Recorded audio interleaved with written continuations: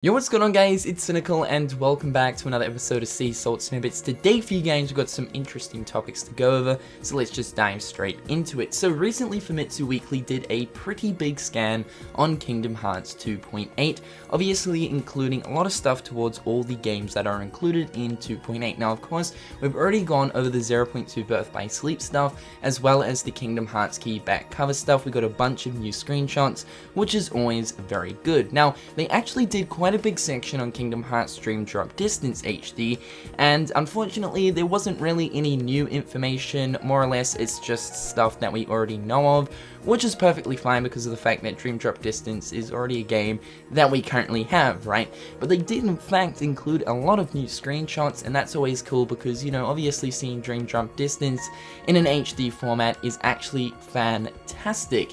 The interesting thing that I actually noticed out of the new screenshots that we saw from this scan is the fact that the drop gauge is indeed there. It's present in these screenshots, which yes, of course, does mean that the drop gauge will be in Kingdom Hearts Dream Drop Distance HD. Now I know for a lot of you guys you're probably thinking, Cynical, this comes expected. It's in the original Dream Drop Distance, so of course it's going to be in the HD version.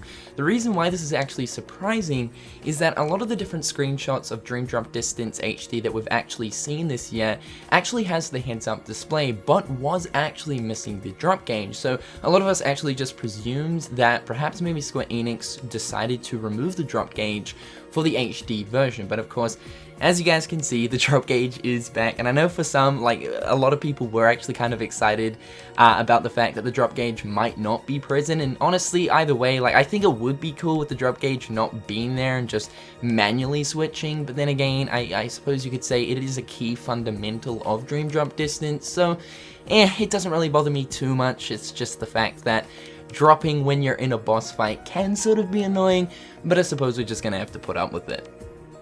Next up, the length of Kingdom Hearts key back cover has actually recently been revealed. It's going to be 80 minutes long. So of course you guys should probably know Kingdom Hearts key back cover is the HD cinematic movie for the Kingdom Hearts 2.8 bundle. Now prior to this information, we knew that Kingdom Hearts key back cover was going to be over an hour long, but we really didn't know any more than that. So yes, it's 80 minutes long. Now this is actually the shortest HD cinematic that we have received.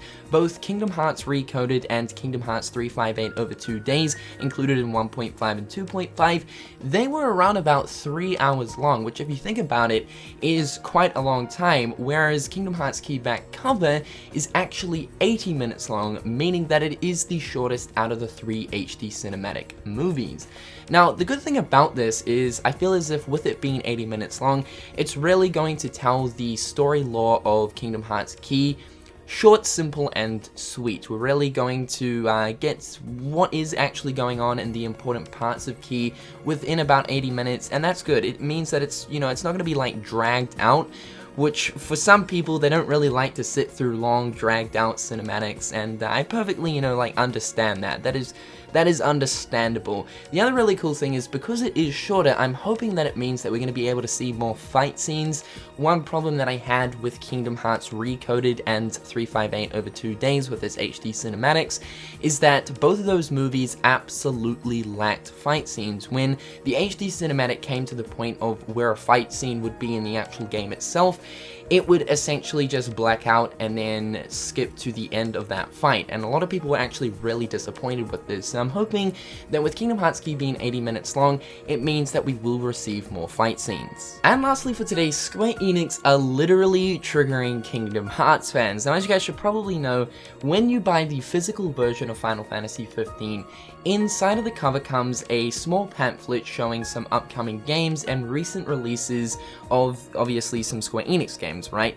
Kingdom Hearts 2.8 is actually advertised on this pamphlet. Now for some people, it's displaying that this game will be releasing next year, January 24th, which is the current release date for 2.8, but some people's pamphlets are actually displaying December 2016, which is kind of hilarious. This must be a major sort of publishing error on Square Enix's behalf, the fact that they still have the old release for 2.8, and it's actually kind of strange if you think about it, because because of the fact that the updated release date was actually changed only a couple of months ago. So, you know, Square Enix did have plenty of time to actually fix the pamphlet, especially because of the fact that some people's pamphlets are actually saying the actual release date. So thought I'd just chuck this in today's video. God damn it, Square Enix, stop triggering us. But however guys, that's all the news and information I have for you guys today. Hopefully you guys are having a fantastic day. It'd be super cool if you guys could drop a like on this video. And until next time guys, I'll catch you later. Peace.